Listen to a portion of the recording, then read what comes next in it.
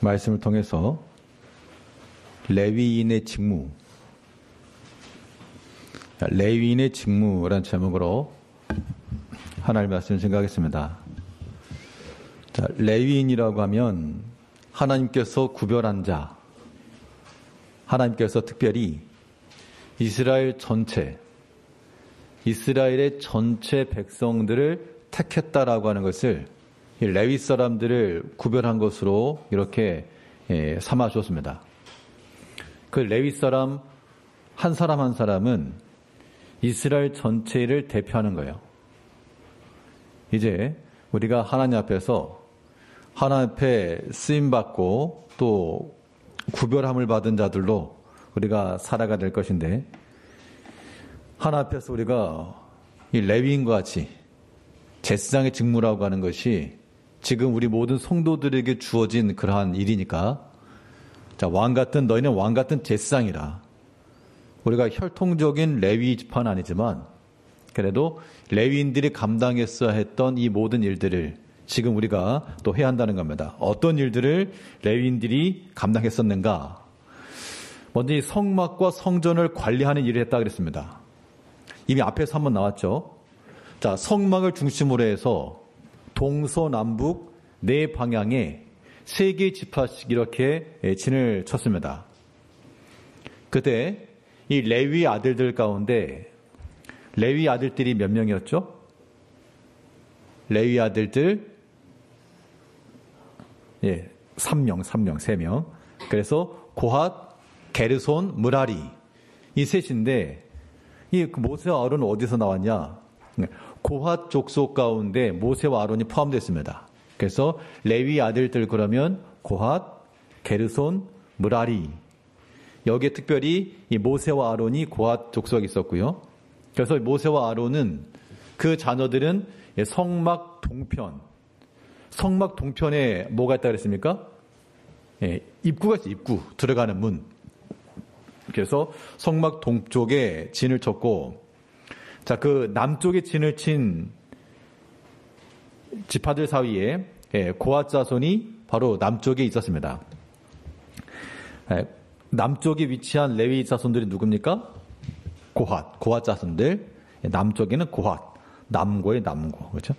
자, 서쪽에는 게르손, 개석거라. 서쪽은 개석거라. 그래서 게르손은 서쪽 지파에 있었고, 그리고 북쪽에는 므라리, 이렇게 해서 이 레위 자손들이 성막 주변에 이렇게 포진되어 있었습니다.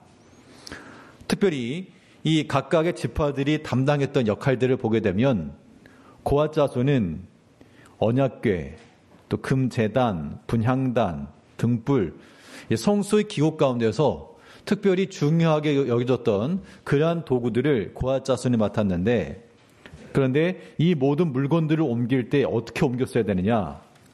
이제 운반에 뭐라고 써 있습니까? 지금 어깨라고 하는 말은 어깨에다 맨다는 게 아니라 어깨에 메고 가는 거예요. 앞에 민수기 7장 9절을 보면, 민수기 7장 9절을 보게 되면, 고핫 자손에게는 주지 아니하였으니, 안 줬다는 얘기는 수레를 안 줬다 그 얘기입니다. 그들의 성소의 직임은 그 어깨로 매는 일을 하는 까닭이었더라. 자, 그래서 고핫 자손들에게는 수레를 주지 않고 어깨에 매게 했어요. 이 채를 가지고 서로 이렇게 어깨에 메고 이동을 했다는 겁니다. 그리고 이 게르손과 므라리 족속에게는 각각의 수레와 말을 줬다라고 말하는데요. 7장 7절을 보면, 곧 게르손 자손들에게는 그들의 직임대로 수레 둘과 소 4마리를 주었고, 그래서 이 게르손 자손들이 특별히 성막의 휘장과 덮개를 관리했는데, 자, 그 모든 것들을 운반할 때는 수레에 싣고 다녔습니다. 그리고 나머지 기둥, 밑받침, 문과 울타리, 이러한 성막의 기둥과 같은 역할을 감당했던 게 이제 므라리 족속인데, 7장 6절을 보면 모세가 7장 8절이죠. 7장 8절에 보면 므라리 자손들에게는 그들의 직임대로 수레 넷과 소 8마리를 주고, 그러니까 게르손 자손들에게는 수레 2, 소 4마리. 므라리 자손들에게는 수레 4, 소 8마리. 더블이에요, 더블. 대신에 이제 고핫 자손에겐 주지 않았다. 그렇게 얘기했습니다. 어깨에 메고 갔어야 되는 겁니다. 자, 이 장면을 놓고 보면 다윗 때 사울이 전쟁하면서 하나님 언약궤를 가지고 나갔다가 빼앗겼던 적이 있습니다. 그 언약궤가 다시 돌아올 때 이제 이 다윗이 가서 그걸 찾아오게 되는데 그때 이 언약궤를 수레에 싣고 오다가 말이 이렇게 휙 뛰었습니다. 그러니까 그걸 어떻게 했는가 하면 그것을 뛰지 못하게 잡다가 언약궤가 떨어질 것 같아서 언약궤를 잡았는데 즉사에 죽었다 그렇게 했죠. 자, 그 얘기인즉슨 하나님이 잔인하냐 그 얘기 아니고 분명 이 언약궤를 옮기는 방법에는 이 고핫 자손들에게는 수레가 아닌 제사장들이 레위인들이 어깨에 메고 가라 그렇게 명했는데 사람의 생각으로 수레에 싣고 가다가 하나님께서 그것을 받지 않았다라고 하는 것이고요. 또 특별히 전체적인 성막과 성전의 일을 함에 있어서 다 똑같은 일이 아니었다는 겁니다. 즉 약간 구별되어 있죠. 그래서 모세와 아론의 아들들이 했던 일이 있고 가장 이제 눈에 보이는 제사장의 직무를 했습니다. 그러다 보니까 무슨 일이 있었는가 하면 시기가 일어나요. 시기가. 그래서 특별히 너네만 제사장이냐 하면서 이 고라의 자손들이 고라가 당을 짓고 반역하는 사건도 있었죠. 여기서 이해해야 될 건 뭐냐면 이거 성막의 일을 우리 또 하나님의 교회를 돌아봄에 있어서도 뭐가 있다는 겁니까? 각각의 역할과 위치가 있다 그런 얘기예요. 때론 역할 분담도 잘 필요한 겁니다. 우리 오전에 교육부서도 얘기를 했습니다만 이제 유초등부 이렇게 또 다시 나눔에 있어서 우리 담당 교육자 따라서 이 교사들도 조금 재배치를 좀 해야 될 것 같아요. 그건 또 논의를 할 건데 교사들 중에서 좀 로테이션을 좀 돌릴 건데요. 왜 바꾸냐 그러지 마시고 상황에 따라서 이렇게 좀 변화, 필요성에 따라서 이렇게 좀 변화를 줄 거니까 이게 바뀌는 게 전체적인 틀에 필요하다 생각을 하시고 잘 따라주시기 바랍니다. 그래서 레위인들은 다른 지파와 달리 특별히 하나님의 성막을 돌아보는 또 성전을 관리하는 역할을 했다. 우리 믿음의 성도들이 이 시대에 왕과 같은 제사장들이 되려면 특별히 거룩함의 일들, 하나님의 교회를 돌아보고 수고하고 봉사하는 이 믿음의 일들에 있어서도 우리가 함께 마음을 써야 됩니다. 우리가 세상에 사라지고 없어질 일들을 위해서도 힘을 쓰는데 하나님 앞에서 영원히 남을 상급을 위해서 이 믿음 쓰는 일들에 대해서요 좀 소홀히 하지 마시고 다 같이 힘을 좀 내셔야 될 것 같아요.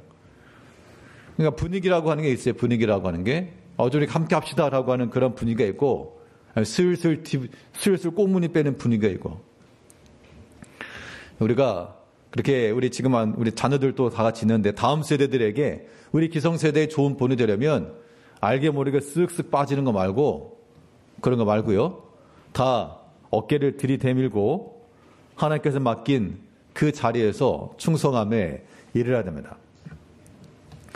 그 두 번째로 보게 되면 레위인들이 어떤 직무를 가지고 있었는가 하면 제사장의 협조와 또 회막에서의 봉사 그렇게 말했습니다. 보통 레위인의 직무 그러면 아론의 자손들이 했던 그 대제사장의 역할만 생각하기 쉬워요. 그런데 여기는 그렇지 않고 대제사장만 있었던 것이 아니고 다른 그러니까 고핫, 게르손, 므라리 이 모든 지파들이 다 레위 자손들이었거든요.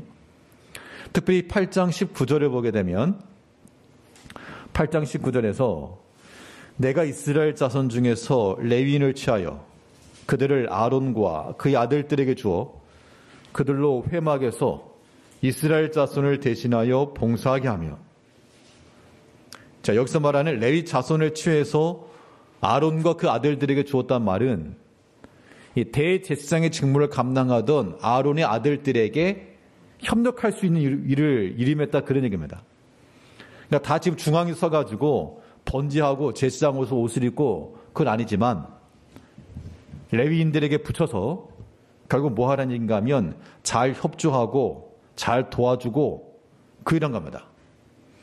그러면 저 아론의 아들들은 뭐가 잘났다고 제사장이고 우리는 아니냐.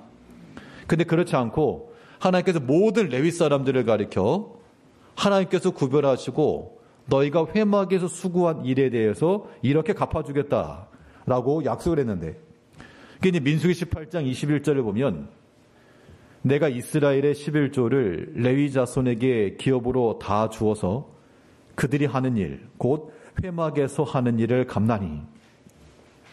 그러니까 이 백성 모든 지파들이 여러 가지 재물을 가져오거나 뭐 소재물을 가져오거나 화목재물을 가져오거나 그러면 그 모든 것들을 아론의 자손들만 취한 게 아니라 다 이렇게 나눠서 그 회막에서 일을 하던 모든 레위 사람들에게 이렇게 다 배분을 한 겁니다. 그러니까 이 레위 사람들이 사는 길은 다른 지파 백성들이 하나 앞에 제사하는 일이 많을수록, 그러니까 제사라고 하는, 우리 지난주에 그 제사 직분, 제사에 대해서 몇 가지 했었죠. 제사의 종류는 뭐가 있었습니까? 또 갑자기 물어보기. 제사의 종류에는 번제, 소제, 화목제, 속죄제, 속건제 이렇게 했었죠. 자, 이 모든 제사 중에서 번제라고 하는 건 온전히 다 태워드렸던 거고요. 나머지 것에 대해서는 이제 제사장들에게도 돌아갔습니다. 이게 이제 이 레위 사람들에게 주신 양식이었다 그런 얘기예요.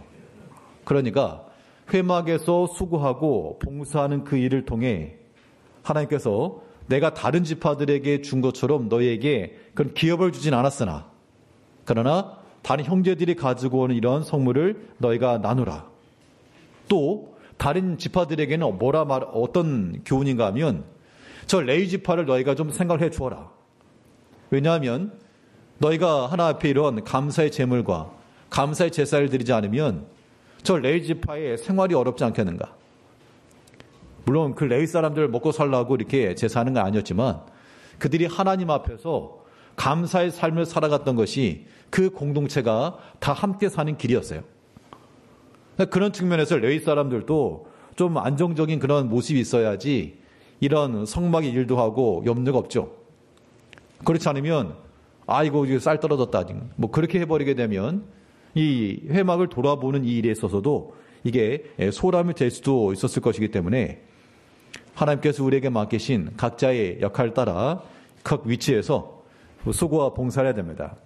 특별히 오늘 본문 8장 그 24절을 보게 되면 민수기 8장 24절에서 레위인은 이같이 할지니 곧 25세 이상으로는 회막에 들어가서 복무하고 봉사할 것이요 50세부터는 그 일을 쉬어 봉사하지 아니할 것이나 그의 형제와 함께 회막에서 돕는 직무를 지킬 것이요.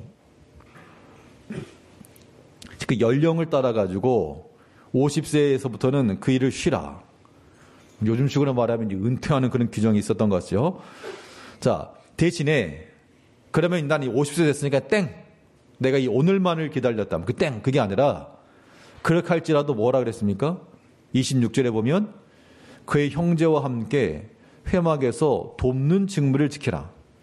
직접적으로 나서서 하진 않을지라도 이렇게 돕는 것도 하나의 직무라 그렇게 얘기했어요. 그러니까 이제 우리가 하나님의 교회 내에서 앞장서 수고하시다가 이제는 그 봉사일을 쉴지라도 완전히 땡이 아닌 거예요. 나는 더 이상 아무것도 안 한다. 그런 마음을 갖지 마시고 돕는 직무는 항상 지켜야 되고 또 이가 없으면 잇몸으로 하는 겁니다. 또 어떤 경우에는 어떤 경우에는 젊은 세대들이 잘하는 것도 있고 또 어떤 경우에는 이런 연세가 있는 연령이 있고 경험이 있는 세대들이 또 잘하는 게 있으니까 서로 이런 협조와 조화를 잘 이루어서 일을 이뤄가야 됩니다. 제 교회도 마찬가지죠. 요즘 교회의 모습이 그렇습니다. 점점 이렇게 다음 세대들이 이렇게 올라오지 못하는 때가 되다 보니까 이제 교회에 그 생존이 걸린 그런 때가 오게 될 것 같아요. 한 뭐 10년 정도, 10년만 지나도 지금과는 확연히 다른 그런 모습일 건데, 그때 금방 그 목사님들과의 그런 교제 속에도 교회 생존 전략에 관해서 우리가 앞으로 어떻게 살아남을 것인가, 뭐 그런 것들에 대해서 좀 이야기를 했는데요. 근데 그러려면 어떻게 되는가 하면, 이건 이제 아주 큰 혁신, 아주 큰 변화, 이런 것들이 수반돼야 되는데, 근데 그런 변화라고 하는 것들을 이 기성세대들이 받아들이기 어렵다는 겁니다. 변화되는 걸 싫어한다는 얘기예요. 그러니까 히스기야 때 보게 되면 히스기야가 하나님께서 그 이제 네 다음 세대에 포로로 잡혀가고 그럴 거라 그러니까 언제요? 나 다음 때. 나 때는 안 그러니까 괜찮네. 뭐 그랬다는 거죠.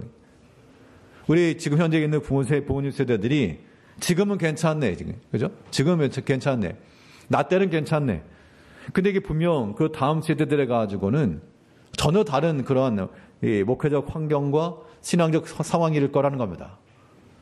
그러기 위해서는 분명히 지금 우리 한쪽에 앉아있는 우리 자녀 세대들을 위해서 그들이 또한 전면에 설 수 있는 그런 환경들, 모습들을 이렇게 마련해 주는 게 필요한데, 그런데 어느 곳이는 다 마찬가지죠. 다 그런 것들이 좀 이 변화나 이런 것들을 어려워하긴 한데요. 그래서 우리가 이런 것들을 좀 생각을 해야 됩니다. 그래서 이 레위인으로서 감당해야 될 몫이라고 하는 것은 직접적으로 하나님께 기회 주실 때, 일하는 것도 기회가 있을 때 하는 겁니다. 기회가 있을 때 하는 것이고, 시간 지나면 봉사하는 것도 이제 그치는 거죠. 그러니까 나중에 해야 되겠다 그런 생각도 하지 마시고, 우리 힘을 써가지고 하나님께 기회 주실 때, 또 힘이 있을 때 하는 겁니다. 그런 소망을 가지고 주일에 힘써 봉사하시고, 이 모든 믿음의 일들이 우리 자녀대까지 이어져 나가야 되겠어요. 자, 세 번째, 레위인의 직무로 무엇이 있습니까? 레위인들이 감당했던 일들이 찬양과 예배를 담당했습니다. 그러니까 레위 자손들이 가서 무슨 성막 도구만 움직이고 제사 드리는 일만 한 게 아니라, 여기에는 특별히 찬양과 예배에 관한 규례도 레위 자손들이 담당했다라 그래요. 자, 특별히 역대상을 보게 되면 역대상 6장 31절에 보면, 자, 언약궤가 평안을 얻었을 때 다윗이 여호와의 성전에서 찬송하는 직분을 맡긴 자들은 아래와 같았더라. 쭉 나오면서 옆에 38, 43, 47 써놓은 거는 그 38절, 43절, 47절을 보게 되면 그 담당자 이름이 쭉 나오는데, 그걸 거슬러 올라가면 고핫 자손이고, 거슬러 올라가면 게르손이고, 거슬러 올라가면 므랄이고, 다 레위 자손들 가운데 그 가운데 특별히 찬양의 은사를 받은 자들을 세웠다는 겁니다. 그 중에서 구약에 나오는 그 대표적인 사람이 아삽, 헤만, 여두둔이라고 하는 이름이 나오는데요. 이 사람들은 시편도 기록한 사람들입니다. 그 레위 자손들 가운데 특별히 찬송하는 직분을 맡았다. 그럼 찬송하는 직분이라고 하면 뭐 지금의 뭐 찬양대만 가리키냐? 그건 아니죠. 뭐 교회 내에서 찬양대라고 하는 그러한 직분을 가지고도 하지만, 우리가 모든 우리 성도들은 다 하나님 앞에서 찬양하는 이 일에도 우리가 힘을 써야 됩니다. 그래서 우리 신앙생활이 건강하게 이루어지고 있다라고 하는 증거는 무엇을 보면 되는가 하면, 성경 공부도 열심히 하는 것도 필요하지만, 우리 입에서 찬양이 흘러나온다? 찬양이 나온다? 그러면, 정말 이거는 뭐 볼 것 없이 건강한 상태다. 그렇게 표현이 돼요. 우리가 평상시 하는 말들을 가만 보면, 그러니까 또 한숨이 나올 때가 있고요. 한숨이 나올 때가 있고, 때로는 짜증 섞인 말이 나가지고 안 좋은 말이 나올 때도 있고요. 그런 상태에서 우리 영적인 상황이라고 하는 것은 뭐 하나님 앞에 감사나 그런 게 아니겠죠. 영적으로 충만한 상태에서 한숨이 나오거나 원망이 나오거나 짜증 섞인 말이 나오거나 그러지 않아요. 우리 입에 찬양이 흘러나온다는 것은 이미 우리 마음이 하나님께로 기울어져 있는 상태를 의미하는데요. 그래서 우리가 듣기도 많이 들으셔야 되고, 또 우리가 우리 입에서 항상 찬양이 흘러넘치도록 해야 됩니다. 그러니까 이게 자꾸 하다 보면 이게 좀 찬양도 습관이 되는 거예요. 자주 들으면 자연스럽게 나오는 겁니다. 무엇을 듣는가가 중요해요. 저희 집에 막내가 어제도 갑자기 뜬금없이 다운집 베이버를 하고 있는데, 지나긴 했지만, 들었던 것은 이제 하는 거죠. 우리가 하나 앞에서 특별히 찬송하는 직분이라고 했으니까, 찬송에 있어서도 우리 입을 크게 여시고, 또 찬양대원들도 또 당연히 그에 대한 책임 있는 모습을 가지고 또 힘써서 찬양해야 되겠고, 우리 찬양대기 숫자가 많지 않은 것 같으니까 우리 여기 계신 분들 중에서 또 들어가지고 오디션 보고 떨어질 거라 생각하지 마시고, 아무튼 함께 찬양할 수 있는, 이것도 하나님께서 레위인들에게 맡기운 직분이니까, 직무 가운데 하나니까 그 일에 힘을 써야 됩니다. 찬양과 예배 가운데 이 레위인들이 쓰였다는 것은 그 일에 누구보다 앞장서 나가라. 특별히 하나님 앞에 감사와 찬송으로 하나님 앞에 영광 돌릴 수 있는 우리 모든 성도님들이 되시길 바라겠습니다. 또 레위인들에게 맡겼던 중요한 일 가운데 하나가 뭐냐면 율법 교육이에요. 율법 교육. 자, 특별히 신명기 38장 8절을 10절을 보게 되니까, 레위의 대하인을 일렀을 때 주의 둠밈과 우림이 주의 경건한 자에게도다. 주의 법도를 야곱에게, 주의 율법을 이스라엘에게 가르치며. 자, 그래서 이 레위 사람들은 뭐 성막과 성전을 관리한다 할 때 뭐 항상 이동한 게 아니니까, 이동할 때는 수레를 끌거나 어깨에 메고 다녔고, 이동하지 않을 때는 뭐 했냐? 그럴 때는 율법 교육을 담당해서 자기들이 맡았던 그런 동서남북 그 지파들 사이에서 율법을 가르치고 교훈해주고 이런 일을 했다는 겁니다. 그러니까 당연히 우리가 이 신앙 교육을 위해서 필요한 게 뭘까? 신앙 교육을 위해서 필요한 게 당연히 반복적 교육이거든요. 또 우리가 신앙 교육에 유익한 일을 위해서 또 하고자 하는 게 뭡니까? 성경을 가르치고 배우고 하는 거. 성경을 또 문제를 내고 문답식으로 교육하는 거. 이것도 필요한 부분입니다. 그만에 그 목사님들 그 논의 속에서 우리가 남솔로에 성경 퀴즈 하기로 했잖아요. 그러면 뭐 모든 사람이 다 하진 않겠지만 여기에 참여하는 사람들은 안 하는 사람들보다는 그래도 분명히 남는 게 있다.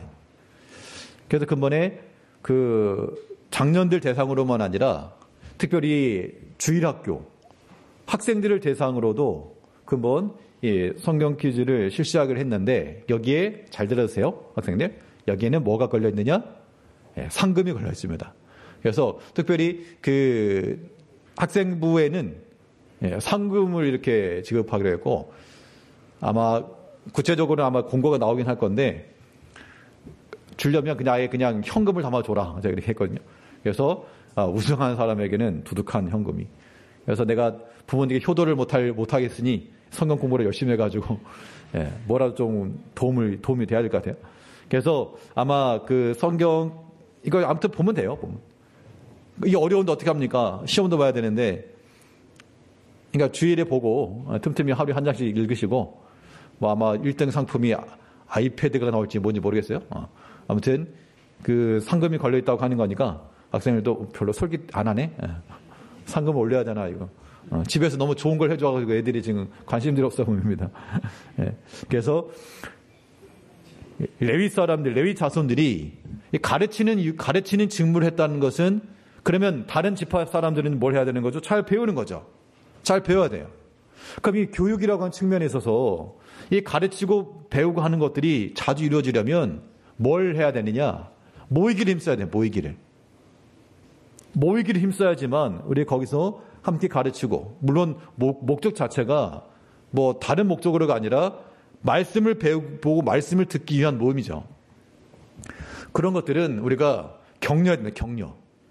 격려해서 어찌하든 모이기를 피하지 말라 그랬습니다. 모이기를 피하지 말고, 그 목적 자체가 우리가 하나님의 말씀을 읽고 듣고 서로 알아가고 그런 목적을 가지고 행하는 것이라면 그런 모임을 피하지 않고 또 권면해 줘야 돼요. 또 뿐만 아니라 권면해 줄 뿐만 아니라 본인 자신도 또 참여를 해야 돼요. 동참해서. 나 멀찌감히 서 있지 말고 함께 참여해서 배우는 거 필요한 겁니다. 그러면 하지 않는 것보다는 하는 게 유익함이 있어요. 하나라도 주워 듣는 게 아니고 하나라도 듣는 것이 복이 있는 겁니다.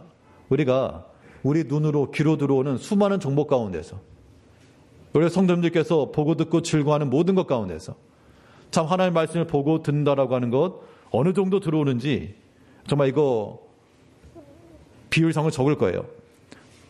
하나님께서 우리에게 기회 주시는 동안 특별히 공적인 시간뿐만 아니라 우리 모든 각 전도회도 있을 것이고 또 소그룹 모임도 있을 것이고 기회를 따라서 힘써 이 모든 믿는 일에 힘을 쓰시길 바라겠습니다.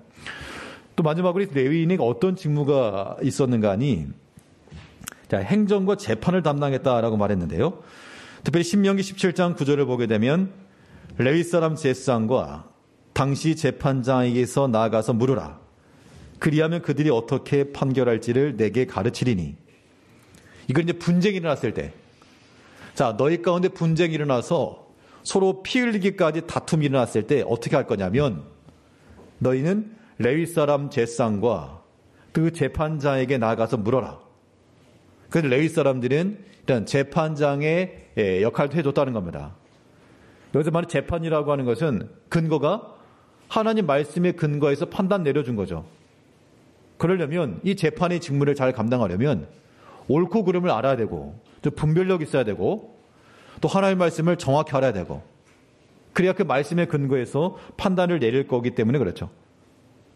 그렇게 해서 이스라엘 레위 사람들은 각 지파 속에서 섞여 있으면서 그 사람들 삶 속에 들어가 그들이 말씀 안에 거할 수 있도록 도움을 주었던 사람이라고 하는 겁니다. 도움을 주었던 사람들이에요. 그러면 이제 우리가 어떻게 살 것인가 라고 하는 것인데 우리도 마찬가지로 우리가 우리 주변에 있는 사람들에게 하나님 말씀으로 도움을 줘야 됩니다.